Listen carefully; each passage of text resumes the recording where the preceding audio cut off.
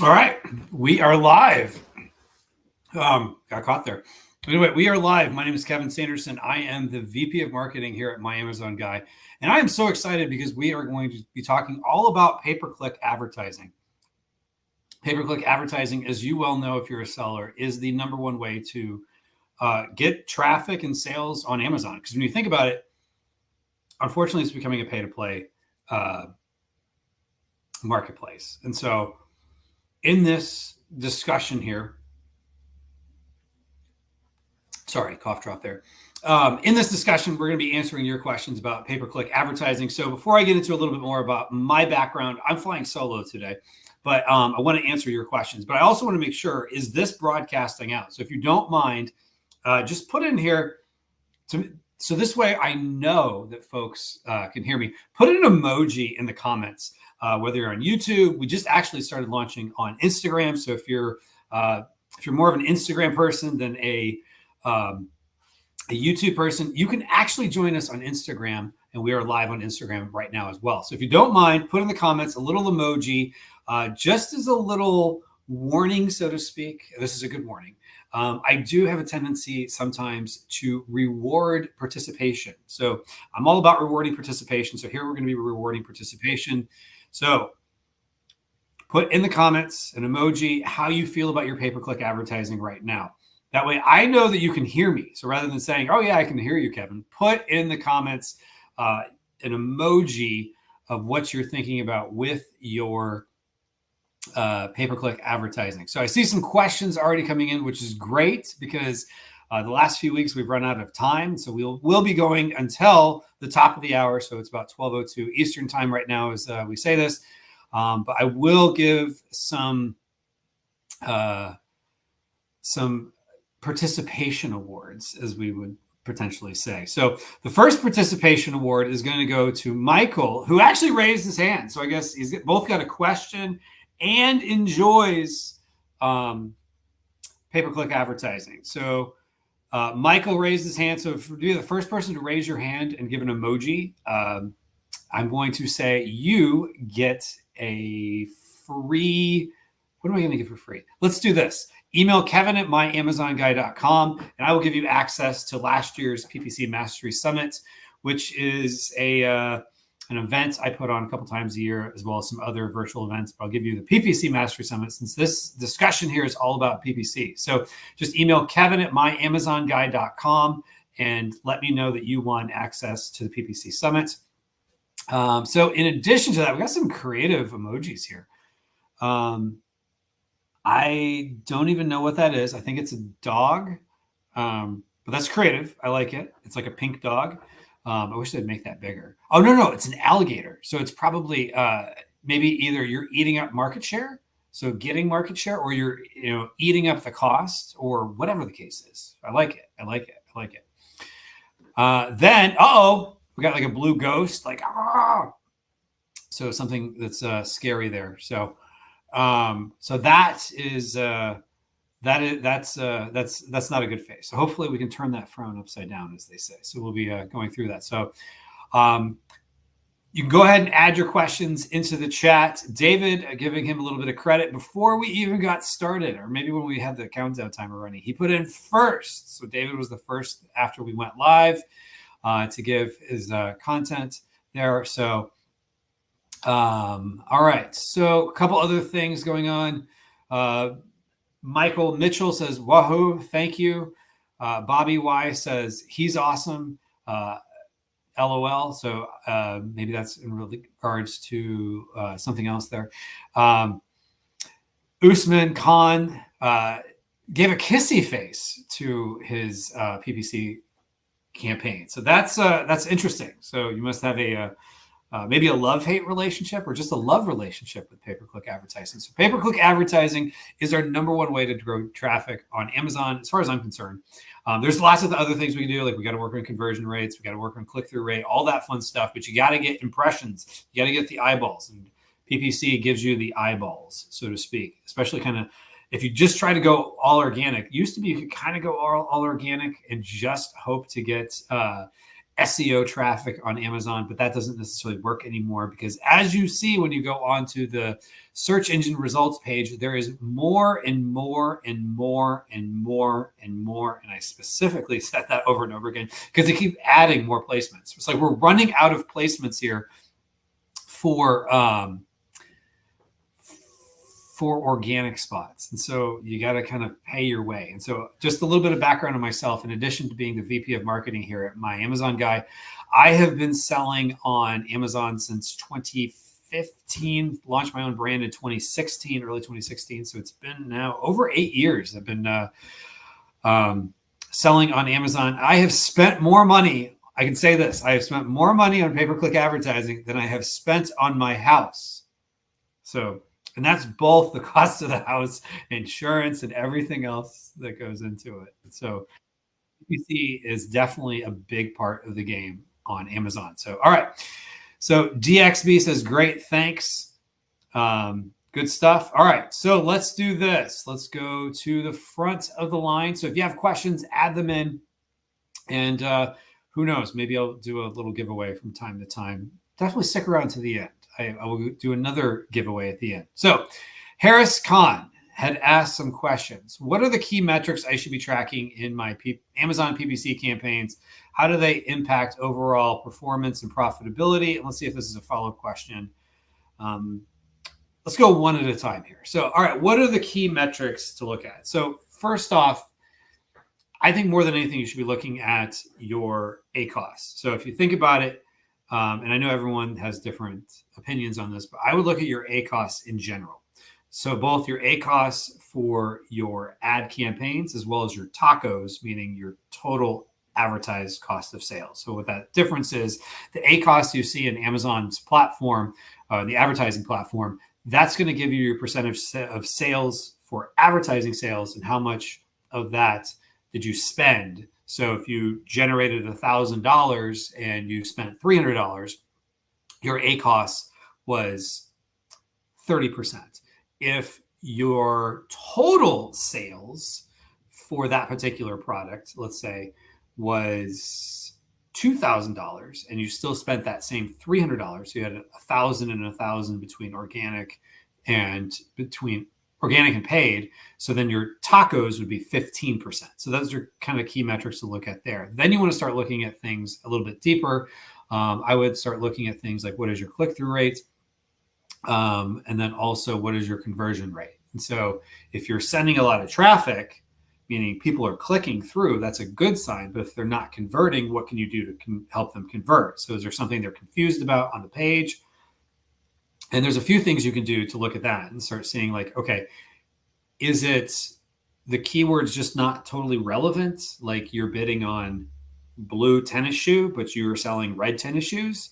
Then you might want to either negate the color that doesn't apply if it's not converting. If it is converting, great, go with it all day long. But if it's not converting, I would look at negating that. Or, is it looking to solve a particular solution and it's not giving them, they're not perceiving it as fixing that solution? Then start looking at some of your copy. Stephen Pope, our founder at My Amazon Guy, actually posted on LinkedIn the other day. It was actually kind of 50-50. I was surprised about this the last I checked.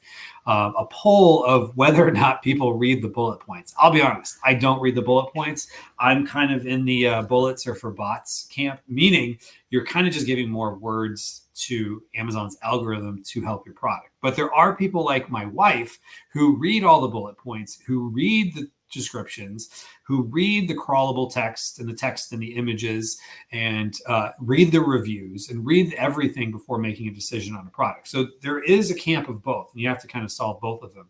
So it could be that maybe your copy does a good job. The written words describe the product and what the problems that they're looking to solve is, or, is it meet their needs, essentially, is another way to phrase that.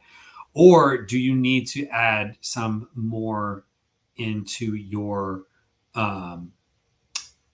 images? And so what you could do to take a look at that is a couple things. If you're not familiar with bulk operations, I would print out the bulk operations template and look at both for if you're most of the time, you're going to be looking at this for sponsored products. So look at sponsored products. If you look at the columns on the far right-hand side of that, it's going to give you a lot of things like click-through rate and whatnot. And so start looking at things like click-through rate and conversion rate.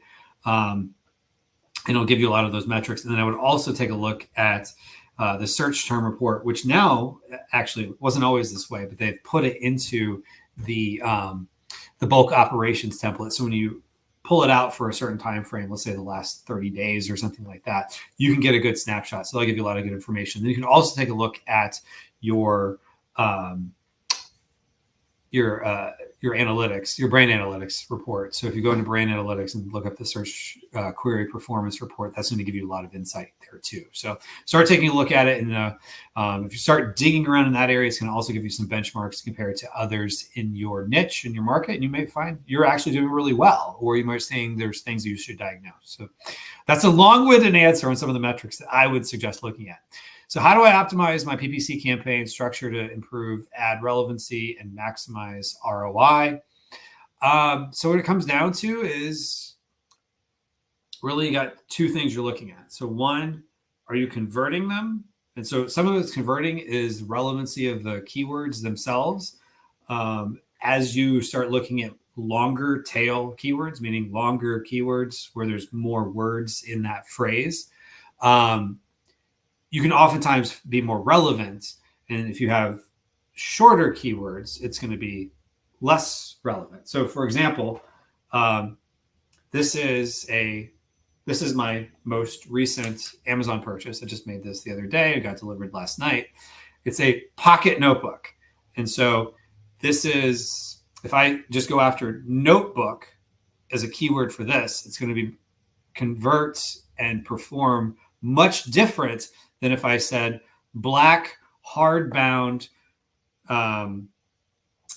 pocket size notebook ruled meaning it's got the lines.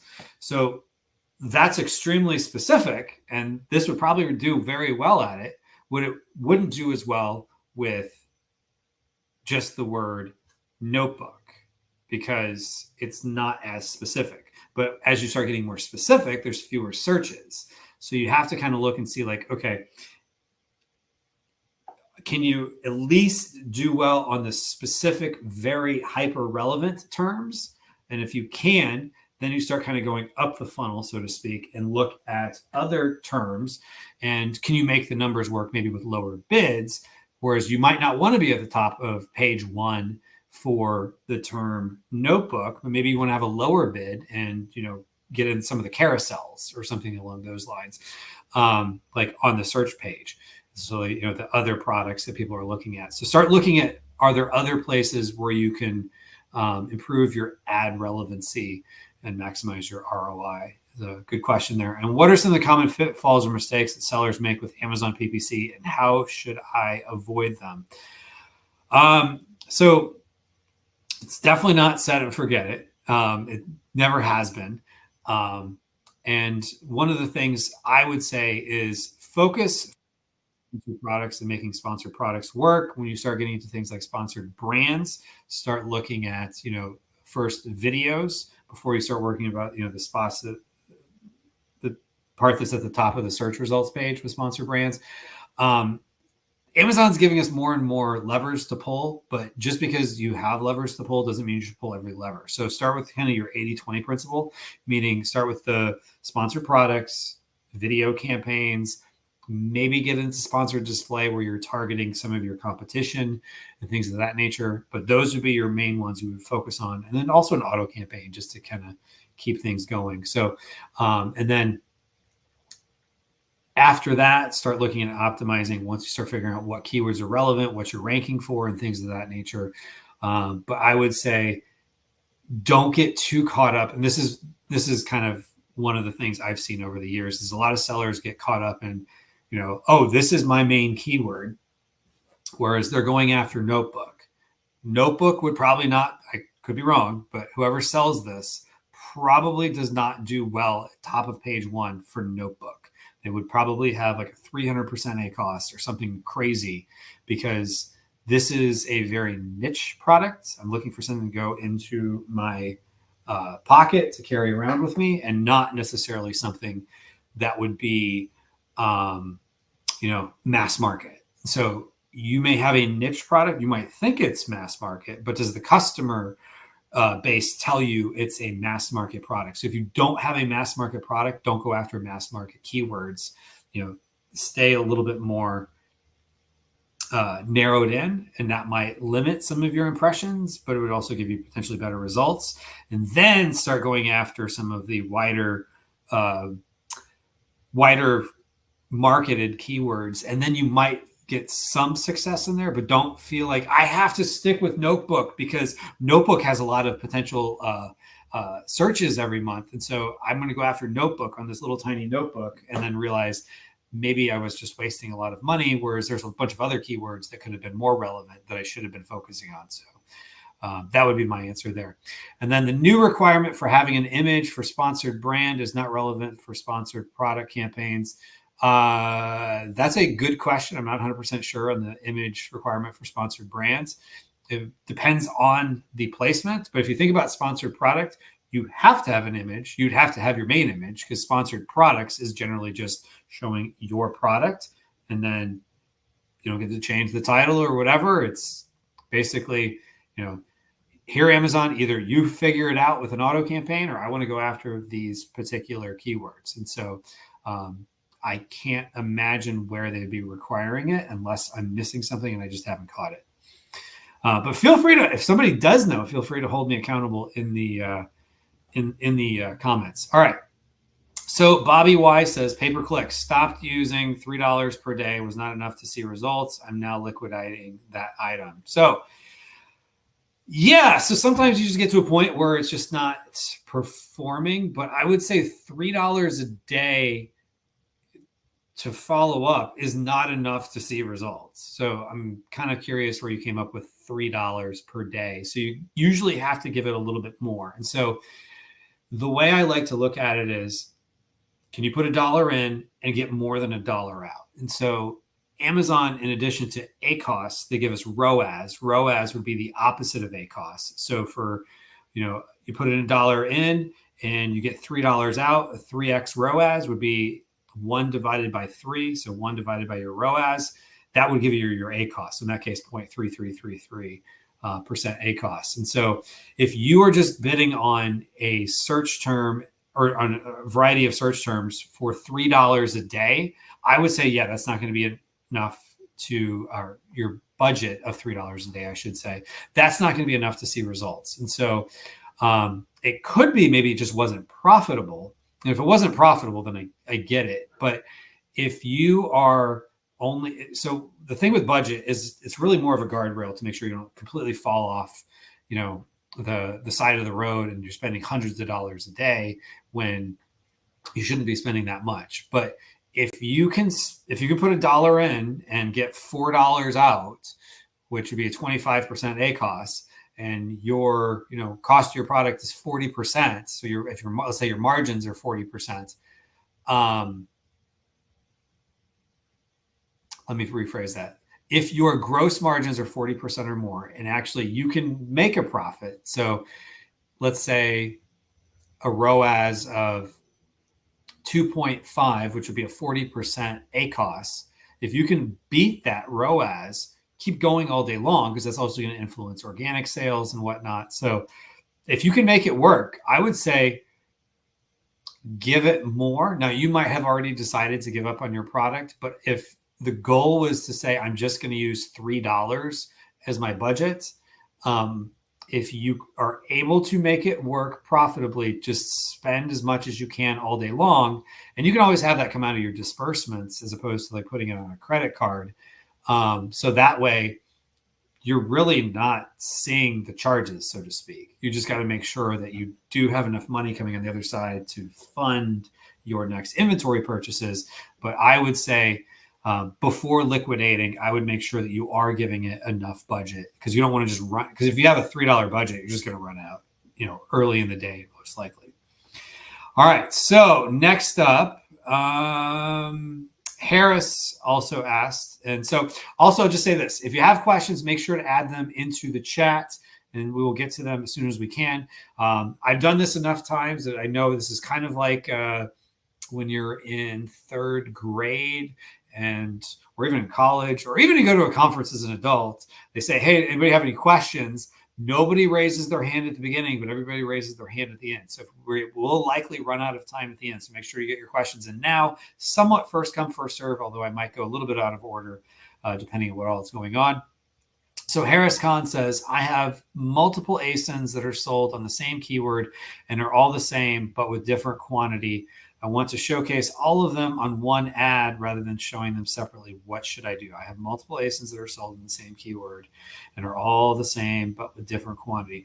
I would go with the general, and I have several products that are like this, where they all have similar keywords, but I put them all into their own campaigns with their own ad groups. And so one product per campaign. Some people will argue that if you have, let's say color variations, maybe you put all the color variations into one ad group and just let the one win because they're all in the same family, parent-child family anyway. You could do that. But if you're just talking about disparate products where it's, you've got this little thing like a wrist guard for your desk, and then you've got maybe a wrist guard that you put next to that. So you've got a wrist guard for your let's say your mouse and another one for your keyboard. They're going after wrist guard for desk or something like that. Then you'd want to split them up into separate campaigns and just let the one wins. So Amazon has said you're not going to, basically create this infinite loop where you're bidding against each other. But I have found that you can show up multiple times on page one if they're not in the same parent-child family. If they're in separate parentages or standalone listings, why not show up on page one for multiple products and let the one that does the best get the best placements and get the most results? That's generally my belief when it comes to having multiple keywords that have the same product. And I have that in many cases, and I have not found that I'm creating this infinite loop. Just keep what's the word I'm looking for? Keep outbidding myself. So I wouldn't worry about that if that's a concern. All right. So Bobby says, I want to advertise for prayer journals. Oh, probably similar to this product, but more specific. I'm creating, if my profit is only $3 per sale, what is the minimum PPC that would be worthwhile? So, okay. So this is one that's going to be an interesting one. So if you have, there's a few assumptions I would have to make there. So if you, let's say you're making $3 per sale, I would hope that this is a relatively low price product. I would see if you can figure out a way to maybe bundle them together. So you have two of them, because if you bundle them together, chances are it's not going to double your FBA fee. It might increase your FBA fee, but not double it. And so that way you're giving yourself maybe not, instead of you sell two of them at a time, not $6, but maybe $7 or $8. And so that would give you a little bit more leeway to play with. But let's just go with you get $3 per sale. So let's assume you're selling this product for $12. I'm just making this number up at the top of my head. So that means 3 divided by 12 would be 25%. So, what you're saying your gross margin profit is divided by your selling price. So I'm making this up here, but let's just assume it's 12. So 3 divided by 12 would be 25%. So 25% is your break even ACoS after all your other, assuming you've already accounted for all your other costs. I would look into figuring out ways to either increase the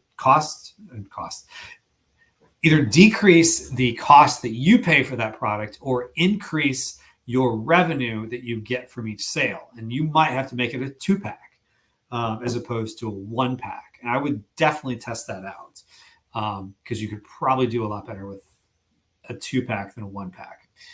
And then if my product is only $3 per sale, what is the minimum PPC that would be worthwhile? So again, you're putting dollars in, and how many more dollars are you getting out? And so let's just look at this as you have to look at conversion rate. Sorry if my screen is being a little crazy right now. On my end, I'm seeing a little bit of static. So hopefully you guys aren't seeing static and you're able to see and hear me okay. Let me try switching to a different webcam to see if that helps. All right, so I just switched to a different webcam. Hopefully that helped it. Okay, that might have helped. Maybe it was just the webcam issue. All right, so anyway, let's just assume you've got $3 per sale, 25% ACoS. So your $3 per sale, if you convert at, let's say 10%, you can't spend more than 30 cents per click. Because that means you would be getting 10% conversion rate means you would need 10 clicks to get one sale. So your $3 divided by 10 would be 30 cents. That's not going to be a lot to be competitive. So I would start looking at ways of how can you increase, which again, I would test out a bundle, and you could start off with like, just get some poly bags, or if you have a way to shrink wrap it or something like that, and just get 2 of them, put them together and sell it as a 2-pack. And you'll probably do better in the long run, I would imagine. All right. How do you track your keyword position? So that's a hard one. There are tools that can help you with that. Helium 10, I believe, is a keyword tracker. I don't worry about that one too much. That's one you could spend some time on, but I would say really worry about that for one that's you're already profitable on. Maybe you're already on page 1. And so if you know you're already on page 1 and you're trying to go from like position 30 to position 2, then I might track it, but I wouldn't worry about it just in general. This is going back to when I said that we had a poll about whether or not people read bullet points. So it sounds like Bobby is in the camp of team bullet points. So glad that you're in the team bullet point camp there, Bobby. Then we have Lima says, do bullet points matter more for expensive items? That's a good question. So use the thought process of, is this something that if you were in the customer's shoes, would you do more or less research? So is this something where I'll just use this. No, I'll go back to my last purchase I just made on Amazon, this notebook. I didn't spend a lot of time looking at this. I'm like, oh, okay, it looks like it's pocket size. It looks like it's hardbound. Black's fine. It's got a little thing to put my pen in. It's got, there wasn't a lot into it. I just needed something that I could put into my pocket and carry it around with me. So just trying to keep myself more organized, and maybe I'm dating myself as an old Gen Xer that likes pen and paper, but that was kind of my thought process there. Something quick and easy. Now, if I'm looking for a TV or buying, this is an example I actually hear quite a bit from people on Amazon, people that sell sofas. People are coming back. They're doing more research. They're looking at more listings. They're probably going to be more likely to read the bullet points. Does it have all the exact things I'm looking for? So if your product is something that's a quick buy, it's fairly simple. It's a calculator. Oh, okay. That's just a regular standard calculator as opposed to a calculator that's, does calculus or, quadratic equations. Like, I know what I'm talking about. But is it something basic? And they can just tell by looking at the picture. If your product is pretty basic, bullet points matter less. So if you're saying something that's expensive, and if it's something that would require a little bit more maybe technical knowledge, or I want to make sure it has this feature because the other one I was looking at didn't, then your bullets are going to have to be a lot more important and impactful. And, some of that you can get from your competitors. If you're just starting out, you can look at your competitors' reviews and see what is it that people are complaining about, and then make sure to highlight that in your bullet points. Or if you're just seeing that you're having trouble with converting people, with your bullet points, then maybe you start looking at your own reviews if you have a good collection of reviews over time. All right, so Michael asks, what are some ways to more efficiently manage 300 plus campaigns? I use Atomic, but still spend a lot of time optimizing. Any tips, best practices are appreciated. How do you manage a large amount of campaigns? So I've got a large amount of campaigns. I've got over 200 SKUs myself in my own business. I use bulk sheets. I love bulk sheets at MAG. Most client accounts we use bulk sheets on. You can do a lot with bulk sheets. So one of the things I do with my own bulk sheets is I will take a column. So I'll take a column and on the far right-hand side, I'll add a column, and I delete this before I save it and upload it. But I'll put in, like, let's say whatever my target ACoS that I'm going for. Let's say it's 35%. I change this from time to time. Let's just say it's 35%. I would take, and this is a formula I actually got from Michael Erickson Fasheen from Ad Badger. I would take my revenue per click, which you can look all day long, and there's lots of metrics on the bulk operations template, and there's no revenue per click. Amazon doesn't put this out there. But the good news is it's just basic algebra.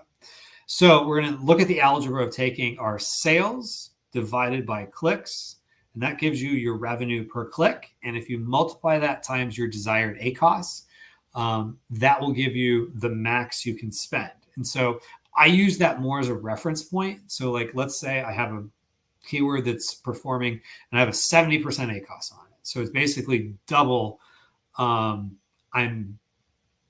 my ACoS I want it to be. I'm using 35% as an example here. So I might not necessarily go from, let's say, a $1 bid down to a 50-cent bid, if that's what the math worked out to. I might kind of increment it down a little bit over time. And I used to try to track every time I make a bid, how much did that affect it? And I realized it wasn't really affecting my decisions. So I just started focusing more and more on, okay, am I now? I'm looking out the windshield. I've got a little bit of a rear view mirror, which is I could go back and look at my old bulk sheets if I wanted to, because I save them when I upload them. And then over time, am I getting closer to whatever my target is? So if it's 35%, 30%, 25%, whatever it is you're looking for, trying to get down to 50%.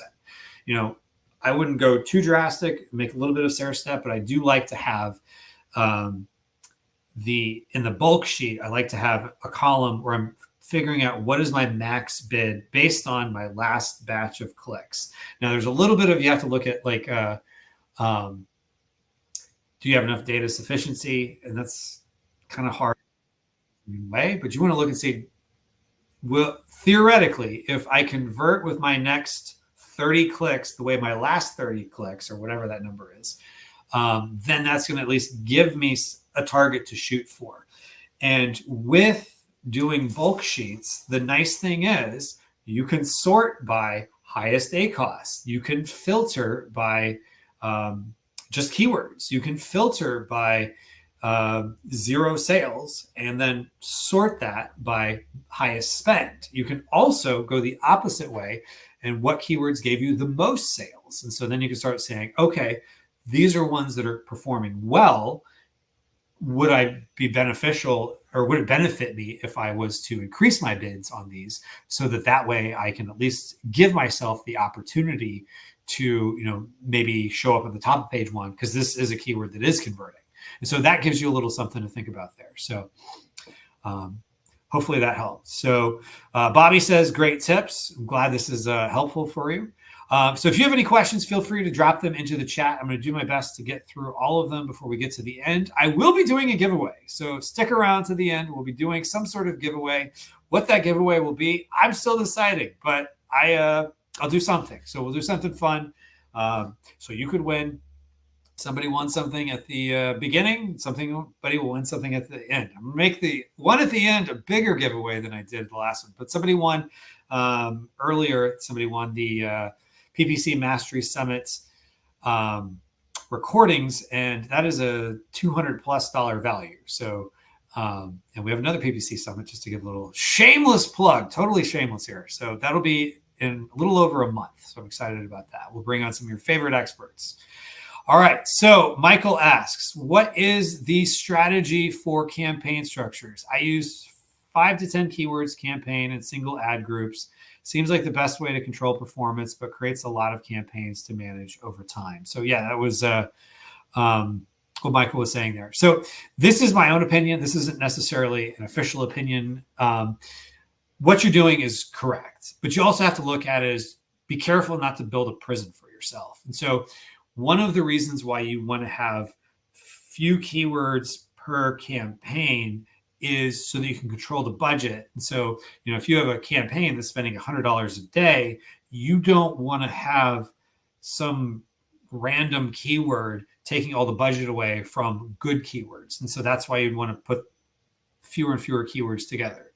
With that being said, from a practical standpoint, if you have a product that's, let's say more niche, let's say, and maybe this actually does really well, but let's say you've got, this product, and this product maybe has some keywords that do really well. And then you've got other, kind of short to medium tail keywords that you keep 5 to 10 keywords per campaign, which is a good idea. But then let's say there's a whole bunch of other potential keywords that you want to test out. It might be too much to put them into a bunch of their own campaigns. So you don't end up with one product and then suddenly you've got like 50 campaigns for one product. So if there's more long tail keywords and they don't have the potential to really get a lot of results or spend a lot, because maybe there's 50 searches a month for some of these keywords or something like that, you could put more into a campaign just to make it easier to manage. That's my personal opinion. And that could be debatable. And I know some people will argue with me to the cows come home, but I have some campaigns where I have, this might hurt some people's feelings, but I have maybe 100 keywords in it. And maybe the budget for some of those campaigns is like $10 a day. And I'm lucky if I spend 7, because it's just going after very long tail keywords that don't have a lot of search for. So if there's not a lot of search for, you don't have to worry so much about that. But if you have a lot of big keywords that have a lot of search for, then yeah, you definitely want to have smaller number of keywords per campaign. All right. So Bobby, I guess we must have said something funny. So thank you for that. Then Harris asks, I've recently started selling in USA. Welcome. And previously was in the UK. What are the tips you suggest that I should use in the beginning as I'm facing too many problems with budgeting and time management? So yes. So one of the things that's going to be a lot different is spellings are different in the UK than they are in the US. Definitely make sure you localize some of your keywords. I would still look at the keywords that converted in the UK, but Americans use different keywords. And so is there a different spelling or a different word? And so, if color in the UK has a U in the word CLOR is how we would spell in the US, but in the UK it'd be CLOUR. So make sure you're spelling it correctly. And some of that is not so much like, I think in the UK, they're kind of used to things being more Americanized. In the US, people get a little bit more like, y'all need to learn English, even though it is technically British English that people are spelling this in, but Americans tend to like American English. I'll just say that. And I say that as an American, who maybe myself sometimes gets put off. Like, they spelled magazine with an S, not a Z. So just take a look at, make sure that you are localized for the US. And also, you could potentially, if you have some high volume keywords you're going after, like we were talking about in the previous question, you may want to put more keywords together. And so, you want to have more campaigns to put keywords together is what I was trying to say there. So you have fewer keywords per campaign is what you might want to do, especially if you are running into budgeting issues, because you don't want to have $1,000 budget on a campaign where you've got a bunch of really high volume keywords, but the wrong keywords are getting the budget. And so that's why you want to start splitting things out. So I would recommend testing that out and see if that helps you. All right. Harris also says, oh, what do I suggest I do? Just get my answer there.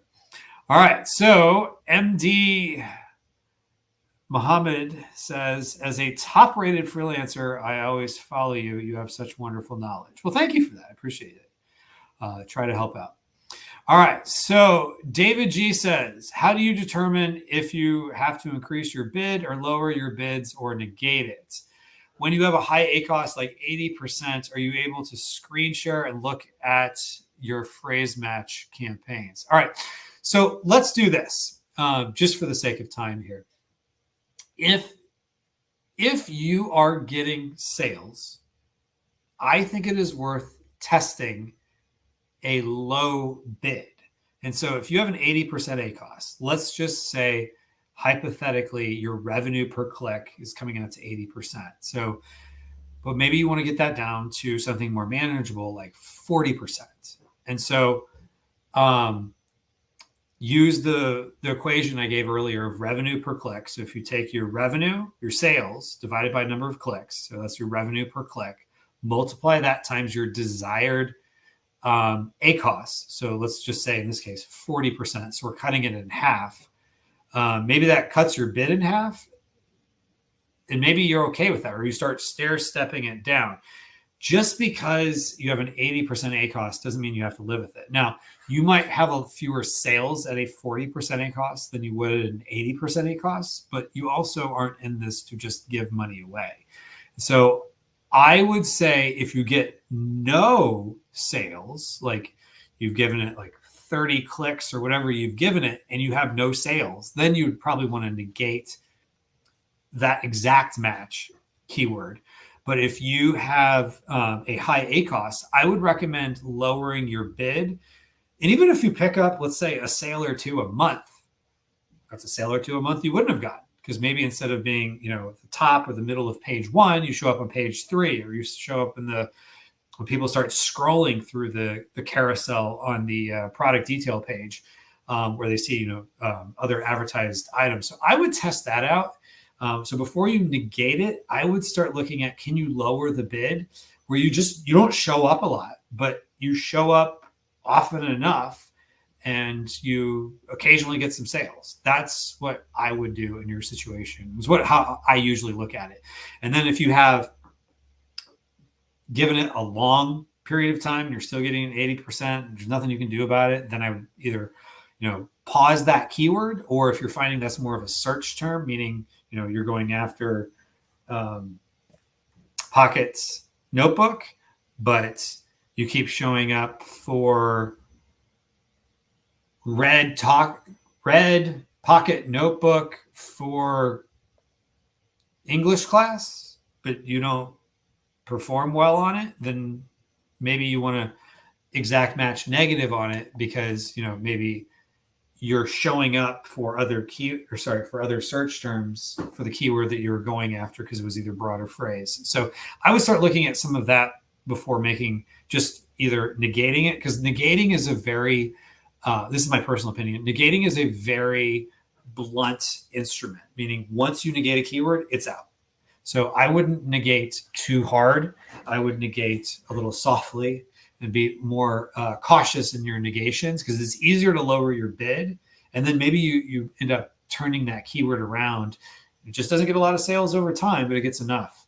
That's how I would approach it. And then when you do, I would definitely exact match, unless it's just something totally obvious. Like you see over and over again, for English class seems to be a phrase, then maybe for English class, you negate at that campaign as a phrase. But for the most part, I would say whatever you're going after or whatever you're having problems with, then maybe if you are going to negate it, I would negate it as an exact match. Bobby says, very low profit, my first product. Yeah, I would say you could turn that around. I would do a 2-pack. And I'm just going to give this as an example. This is a 2-pack. There's another one at my house. And so I'm in the office right now, but at my house, there's another notebook.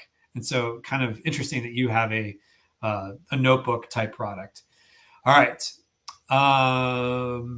Harris Khan says, my ACoS in the UK for the last 2 years is 21%, which is just under 21,000 pounds, and got a sale of 114,000 pounds. So 21 divided by 114. What's that? 18% ACoS. Using auto campaign and never use manual campaign. Now I've recently started selling in the USA, but the market is totally different. I have no clue what to do as the market is completely different. Yeah, so the market's gonna be completely different. The words people use is different. A lot of products have less competition in the UK. Just there's more things you have to jump through hoops on than there is in the US. So you're coming from UK is a very established market. And there's a lot of competition, a lot of sellers there, but it's not as competitive and as established as the US market is. So you're definitely going to have to be doing some testing on manual campaigns. But the good news is you can take some of your previous reports, whatever you have access to, and look and see what keywords were performing in the UK. And that's going to give you at least a little bit of a clue. Different keywords are going to perform differently in different locations, but I would at least test that out. With some of the keywords that are working in the UK could work in the US. You might just have to make sure they're spelled US friendly. Otherwise, they definitely won't perform as well because not as many people are going to be searching for it. Bobby says, thank you. So my pleasure. All right. So Jordan Lee Smith says, is it best to launch with just 10 to 15 targeted keywords in exact match or a wide net approach using exact, broad, phrase, auto, all at launch? So like a lot of things, it's going to be, it depends, and you got to test it out. So personally, I like to use broad match when I launch a new product. I want to get all the possible, what are people actually searching for? I tend to sell products that are a little bit more niche, that go after more long tail phrases. But if you are going after a product with lots of search volume and it's ultra competitive, then you might want to start with exact match and then go out. Meaning you start with exact match and then you say, okay, this one is working as an exact match. Then now I make it phrase and you put it in its own phrase campaign. So you're kind of doing, normally people will talk about promoting keywords. So you'd be actually kind of, I don't want to use a phrase, demoting, but you'd be putting them into their own campaigns based on if they did well as exact, then you can kind of broaden out. Because as you broaden out, you're going to start having the algorithm pick keywords for you, and some of them are going to be less relevant. And the hard part with that is a lot of times it's hard to realize what keywords are really costing you money, because you might have a whole long list of search terms that you're showing for, and it's a lot of, as we would say, onesie twosies, where this one gets a click, that one gets a click, that one gets a click, but there's not enough data sufficiency to know if it's hurting you or not. So the short of it, if you have the budget, I would say do all the above that you mentioned. If budget is a concern and you're going after something that's pretty competitive, I might lean on starting off more in exact, but I would still do auto, because auto is going to give you insight also into what the algorithm thinks your product is. So that would be my thought process there. All right. Then Marvin says, I have a total of over 150 SKUs. But in the end, it's the same product. It's the material that changes. Yeah, I totally get that. Similar business model. I know a lot of people have business models. Steven's business model that he recently sold is kind of similar to this. There are different colors for each material, but the use of the product is the same. So I find it very difficult to find the right strategy for this. My ACoS is currently around 25 to 30%, but that needs to be reduced to 15 to 20%. I'd like to have some ideas on how to reduce to such an amount. So your ACoS is 25 to 30%. It's actually pretty good, I would say. So you're doing better than it sounds like. So just to make sure I understand, you're saying ACoS. So I'm assuming that's your advertised cost of sales. So your advertised sales and dividing that by your advertised cost divided by advertised sales. So as opposed to tacos, your total advertised cost of sales, which would be your cost divided by total sales, advertised or not. So if you're in the 25 to 30%, you're trying to get it down to 15 to 20%, chances are you're going to be hurting your top line sales by doing this. And so just make sure, I totally agree that you have to, with some products, especially if you have large catalogs, you kind of got to start trimming out some of the fat in your catalog itself. But, and this is a thought exercise I've been doing quite a bit myself, but if you're trying to get down to 15 to 30, 25 to 30%, first start looking at, are there any products or campaigns you can just start cutting out? Because if you have that big of a catalog, 80-20 principle says you have a lot of products that, don't have a lot of sales, would be my guess. And some are probably just gangbusters. So focus on the ones that are gangbusters, really focus on honing those in. And then it's the ones kind of in the middle where you can be kind of dangerous. Like, oh, I really want to make this one work. It's at, particular campaigns at 45%, which is hurting me in my overall goal of getting to 15 to 20%.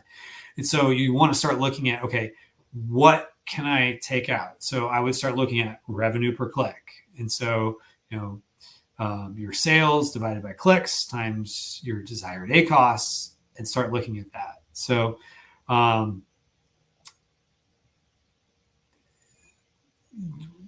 so I'm just looking back at your question about you had 150 SKUs. Yeah. So just understand some products doesn't really make sense why, this particular SKU does the best. I get the most sales out of it, but somehow advertising works better with another one. It could just be the algorithm favors that other product over time. So just start looking at it as, what are some keywords maybe you can take away in general that you want? Maybe, let's say you have 50 of these products all have a particular keyword they're going after. I'm going to assume you have these in different campaigns. Then the ones that don't really perform, maybe you start pausing some of the low performing ones to give a little bit more juice to your campaigns that have your SKUs that do perform well on certain keywords. So that way you're not giving up impressions sometimes to the algorithm testing out SKUs that don't do as well with that particular keyword. So I would really start looking at focusing in on your top performing SKUs, figuring out what can you cut out, even if you still sell the product, but maybe you just don't run ads on some of your products that are kind of your longer tail products. And then really the ones in the middle, start making some tough decisions. That would be my thought process. Can you repeat the formula, please? Might have been revenue per click times, so sales divided by clicks times your desired ACoS. That might have been what we were talking about. Facebook user says, lots of love. You're doing a great job teaching others. My pleasure. We like to help out here. David G says, Kevin, in phrase match, I got search terms that generated 1 to 20 clicks with 0 sales. All keywords are relevant to my product. Should I negate them? What metric to use to make that decision? Yeah, great question. So once upon a time, back in like 2016, 17, people used to say, if you get 8 clicks and no sales, just, negate it. It's like, negate it. Not even turn it off, just negate it. So I think that's a little harsh. So some of it is you have to look at what is your conversion rate. So let's say your conversion rate on a product is 5%. So a 5% conversion rate means it takes 20 clicks to make a sale. And so that's not abnormal with a lot of products, especially with ads, depending on how well the ad performs. So that means if you have 20 clicks, you might make a sale. Now you might say, oh, I'm going to turn it off because I got 20 clicks and no sales. But maybe you would have made a sale on the 21st click and the 33rd click. And so you would have done better than 2 sales and 40 clicks. So you would have actually improved on your overall conversion rate. So I would say, looking more big picture, what is the ads conversion rate for that particular product? And then how many clicks does that take to get a sale? And I would maybe double it. So at least you have some level of data sufficiency.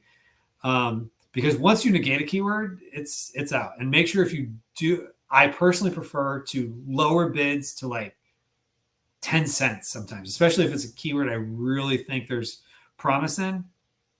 That's pretty drastic to go down to like 10, 15 cents. I've done it before. Or you can just lowering it and see if, maybe you get some, that particular keyword doesn't perform as well as you'd hoped. But if you're going to, I personally prefer to turn a keyword off as opposed to negating it. If you do negate a keyword, I'm a bigger fan of exact match than phrase match, because phrase match is going to have a lot more collateral damage of other keywords. So if you're selling a notebook and you phrase match notebook, that means any possible search term or keyword that could use the word notebook is now out. So be very careful with negatives. That's my personal opinion. How does MAG get payment from clients for its services? Do people use the whole payment before service delivery or half payment? If it's for project stuff, generally we're charging upfront. If it is for like an ongoing client, the engagement depends on the client, but it's usually the first month is required to at least get started. And if you want to learn more, Steven is going to have an AMA on Thursday at noon for agency owners. So if that's an agency related question. So we might go a little bit over, but I'm having fun here. So, and I don't have a guest that I have to worry about their time. So, any good bulk sheet training videos you recommend? I don't remember if you won earlier, but email kevin@myamazonguy.com. I actually have a bulk sheet training I did. It might be a little outdated because some of the columns have moved around, but the general principles are the same. I'll give you that one too. So kevin@myamazonguy.com. I'll give you, it's my training. It's not a MAG training. It's under maximizing e-commerce, but more than happy to share that too. All right. So then Bobby says, is there a sweet spot for keyword count? A lot of people will say 5 to 10. I think it depends on how much volume you have for that keyword.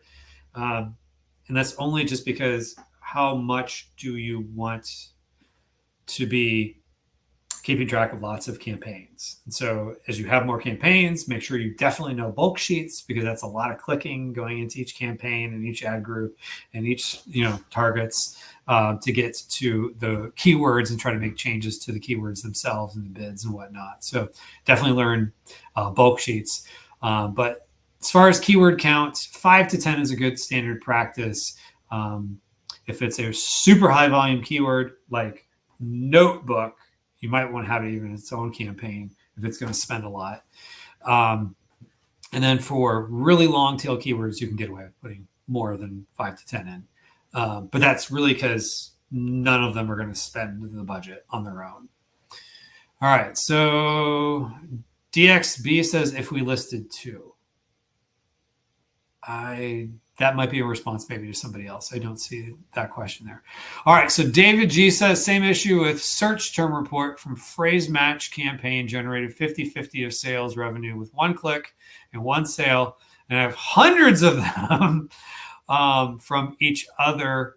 What should I do with them? This is an exercise I've been wanting to do myself quite a bit. Maybe at a future one, we'll play around with this in an actual bulk sheet. But you could use ChatGPT to give you a formula that gives you all unique words. Or no, actually, there's probably online tools that could give you this. Either way, you want to get all unique words for all of your search terms, assuming you're looking at search terms. Or if you're looking at keywords, you could use keywords too. Then you want to come up with, okay, if contains, and don't try to go into Excel and put in the if contains. Use ChatGPT or some other resource like this, because this is an exercise I've been meaning to do myself for a while. And then you could basically come up with a formula or potentially even a pivot table that if let's say notebook is included, black is included, ruled is included, whatever, it's going to tell you your sales, your spend, and you could use an ACoS, and then have it come up with calculate the ACoS. So it totals up like a sum if function basically. And I don't know if you'd sum if index or sum if match or something. I'm not the Excel expert. I know enough to be dangerous here. So you could have it say, okay, for any time the word ribbon, because this one has a ribbon, anytime the word ribbon shows up, we don't perform. And that might be because maybe ribbon is in the title of this because it's got a little ribbon for kind of like a bookmark, and maybe it's in a bullet point, maybe it's in the back end keywords or whatever, but it's just not performing well at all. And so it's showing up in a bunch of onesie twosies, so you could at least see like, oh, okay, I have, spent $200 in the last month on keywords or search terms that contain the word ribbon, but none of them convert or converted at a 300% ACoS. Maybe that is one that you would want to figure out how to negate. And so it's a little more complex than I have the exact answer. I have the general premise, which hopefully that makes sense, but I don't have the exact solution of click here and go there. Maybe we do that in another one in the future. Prison is the perfect word for it, LOL. It's probably talking about having too many campaigns. Facebook user says, is Amazon SEO techniques the same for all the markets? We just need translation for other languages except English. Remaining SEO phrases and techniques remain the same. The general concepts are the same, but the words can be different. And so like the US and Canada, almost exact. The way people describe things, the words they would use. Whereas if you get into Australia or the UK, they're still speaking English, but they would use different phrases, especially comparing the US and the UK. Then you start getting into other countries, like maybe Germany. It's going to be a little different because like Germany is a very precise language. I'm a portion German, but I don't really speak a lick of German. Sprechen Sie Deutsch or something like that. Auf Wiedersehen, Guten Tag. That's about and I probably butchered those phrases. That's about the extent of my German. So I do know, though, it's very precise, a lot of very compounded words. So it's, like basically sometimes one word can be almost an entire sentence in English because it's so precise. And so it's harder unless you're a native speaker, to translate for things like that. And so that might have an effect on how you would go about your strategy in other languages. So if you go in other languages, you probably want to have someone who's a native speaker working on them. Osama Mumtaz says, lots of love, doing a great job teaching others. Thanks. Appreciate that. All right. Jordan Lee says, is it best to launch with a 50% price discount? Yes, Stephen likes to do that one. I understand this will look attractive, but if your product's a premium product, will that be a super low price to also discourage buyers potentially? So it depends. And so you can always test it out. Maybe if you're not comfortable doing 50%, you can go a little bit above that. At the end of the day, you just want sales. And so in the beginning, you have this chicken and egg problem. You need more sales to get more impressions, but you need more impressions to get more sales. And so it's that flywheel effect that it takes a while for the wheel to start turning. And so is it possible you could hurt your conversions or look unattractive to some buyers? Sure. But at the end of the day, you just want a buyer. And so in the long term, is someone going to come back and be like, oh my God, I saw this product 3 months ago and it was lower price. That's so trashy. No, they will forget 2 seconds later. You got to think about it. Most people are making snap judgments, quick. And, if they see a super low price, oh, that's great. Maybe it's just on sale. I've never been to the store and been like, oh my God, that's too low. I can't believe Publix, my supermarket, has a sale on whatever they have a sale on. That means the product's cheap. It could mean people over time might think your product's cheap if you're going too low in price. But in the beginning, if you're just trying to get launched, your job is not so much to create a brand necessarily. It is, I think, long term, but you want initial sales to get the algorithm moving. And you don't have to do it at 50%, but at least do it at something. make it more attractive for some buyers than opposed to no buyers, because the people who are going to be attracted to higher price products are going to be looking for, reviews and things of that nature. So if you're going on more the premium end, you're going to need some reviews to back that up. And so it's harder to do when you don't have reviews yet. All right. Lamborghini. I like that name. Sir, just to make sure I got it right, if my organic list reached the top right next to the PPC list or near it, is it a good move to avoid cannibalization by reducing my bid inch by inch so my PPC placement can stay on top of the first page at the lower page? I would test that out. So the way I look at it is, yes, some people don't like being like in the first few PPC placements because, they're just next to it. So probably placements 1 or 2, I would imagine you're describing for organic, which is great. I would maybe test it out, lowering your bid a little bit to see if maybe you can at least stay on page 1. But if you're making sales and you're profitable, now if your PPC is really expensive and you've got 50% ACoS, then yeah, why pay to be in that premium position?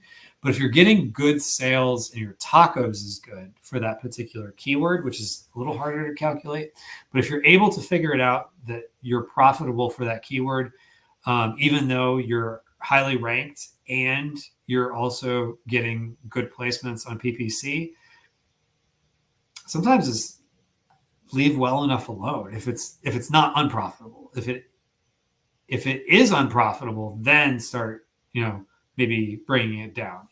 That would be my thought process. Bobby says, great advice. My pleasure. All right. So I think we got a lot more questions coming in. Bobby's taking notes, all great info. Thank you for that. Michael, I gave something to him. I'm going to do a little giveaway here in a minute. So don't go anywhere. So we are going to get to our last campaign.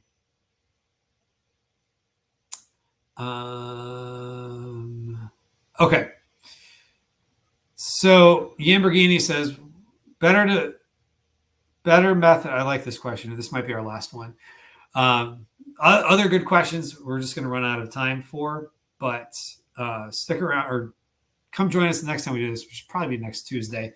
But Lamborghini says, which method is better when estimating the monthly budget using desired units sold per month, conversion rates and costs per click, or price, profit margin, profit, target ACoS, and desired sales sold per month? Yeah, so that's a good question. So when estimating your monthly budget, with monthly budget is really more just your own, it's for your own records. Simplistically, you could say if my budget on Amazon is $30 a day and the month of April has 30 days, so $30 a day times 30 days would be $900. So you're going to look at it from that way. That would be the simplest way to do it.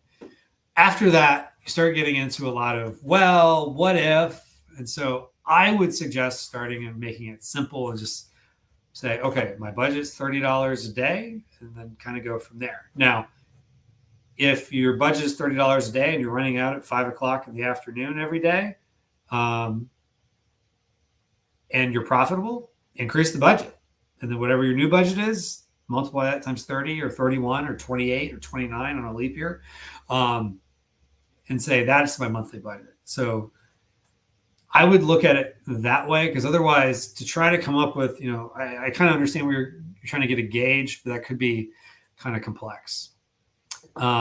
Whereas I don't know also how accurate it would be. Whereas at least if you said my budget times number of days, at least gives you kind of your worst case scenario, if that makes sense.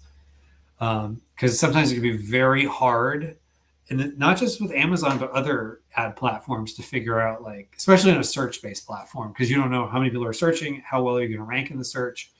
So that's my thought process. All right, so now we're going to do a giveaway. All right, that was kind of abrupt. Pause. Now we're going to do a giveaway. So earlier I gave away PPC Mastery Summits. This time around, I'm going to give away the PPC Mastery Summits and the Mag School PPC course. And so this will be another fun giveaway. I'm going to give away the Mag School 5-course bundle, which has a $500 value, plus the PPC Mastery Summit recordings from last year. So that's about a $700 value, solidly. Like if you try to buy it all on its own. In fact, I don't even know where you buy the Summit recordings. But if you went on Mag School and you bought each of those courses individually, it'd be $500. So $500 plus, let's say, approximately $200 in value is what some people paid for the recordings of the PPC Summit. So that's $700. All you got to do is type in PPC into the chat. So if you'd like to be entered to win, doesn't mean you automatically win. It means you have an entrance to win. One entrance per person. Type in PPC into the chat, and I'm going to wet my whistle, so to speak, because I've been talking a lot. So just if you would like to be a winner, type in PPC into this chat. Love the attitude there, Bobby. The knowledge was a giveaway. It's my pleasure. As I said, I have been selling on Amazon for over 8 years. I have spent more money on PPC than I have on my house. And that includes the outstanding portion of my mortgage, as well as insurance and repairs and new air conditioner and all that other stuff. PPC is more than that. So I've spent my fair share of money, and I've had the pleasure of hosting at this point, it's like 16 or 17 summits, and about half of them have been purely PPC focused, and about all the other ones have at least included PPC in there. So, all right. So again, if you want to be entered to win, enter PPC into the chat. So that would be pay-per-click, which I'm sure we all know. I have people that have signed up for the PPC Summit, come to the PPC Summit, upgraded to VIP, sign up for other programs, and like email me afterwards. What does PPC mean? So I try not to take it for granted that everybody knows what PPC is. Although if you showed up for a PPC AMA, a pay-per-click Ask Me Anything session, I have a feeling you probably know, especially if you're still here and not like, oh, this isn't what I thought it was going to be. So, all right. So on that note, I'm going to pull up the wheel of names. So let me bring that up onto the screen, and then we're going to start adding. So when 5-course bundle from, all right, so Disney wants me to buy Florida resident tickets. Don't need to see that ad. All right, so let's go down the list. So we have Utlima. We have Dan. We have, I'm not going to type all that, but I think if I type DXB, you'll know who I'm talking about if you win. We have Susan R. We have Kim W. We have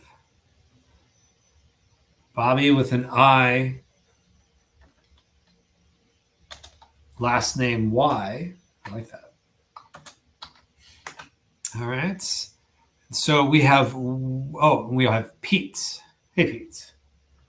All right. So we have way more people who are watching right now than we have entrances to win, but I can't do this all day long.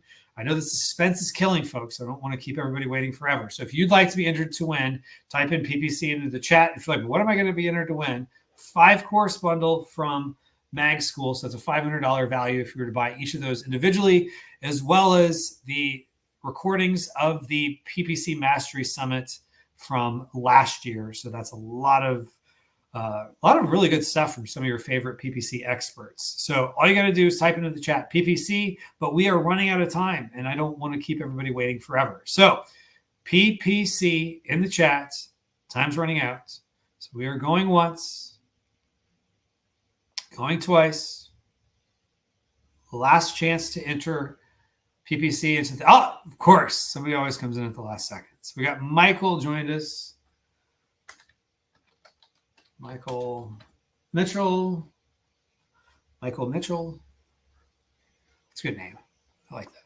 All right. Oh, and we also have Yan Chen. So Yan. Oh, and someone else. Must have been that delay. All right, so we got Ramondo Alexander. All right, so this is going once, going twice. So I'm going to make this a little bigger so everybody sees what's going on. So you see my hands. So when I put my hands up, you're going to see I'm not doing anything to manipulate this. This is basically a random number generator that makes it look like the Wheel of Fortune. So, all right, I think I got everybody. Yep. Keep me honest, folks. If you think I'm missing someone, let me know. But I'm not, so we're going to do it. All right. Oh, got to click over here. All right. Hands up.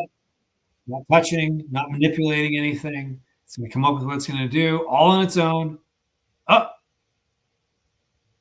There we go. Yay, Ramondo. So Ramondo Alexander, you are the winner. So all you got to do is email Kevin at myamazonguy.com.